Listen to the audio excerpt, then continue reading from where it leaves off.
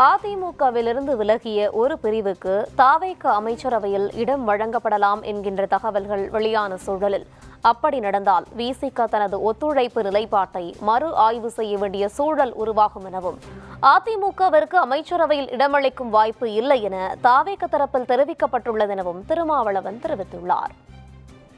அதிமுகவிலிருந்து ஒரு பிரிவை வரவேற்கக்கூடிய வகையில் அவர்களுக்கு அமைச்சரவையில் இடம் கொடுப்பதாக சொல்லப்படுகிறதே என்று எழுப்பினார்கள். அந்த கேள்விக்கு நான் விடை சொல்லுகிற போது, அப்படி அந்த பிரிவுக்கு இங்கே அமைச்சரவையில் இடம் தரப்படுமேயானால் எங்கள் ஆதரவு நிலைப்பாட்டில் மறுபரிசீலனை செய்ய வேண்டிய சூழல் உருவாகும் என்று 2-3 நாட்களுக்கு முன்னரே பதிவு செய்தேன். தற்போது அத்தகைய முயற்சி ஏதும் இல்லை என்ற தகவலும் கிட்டியிருக்கிறது.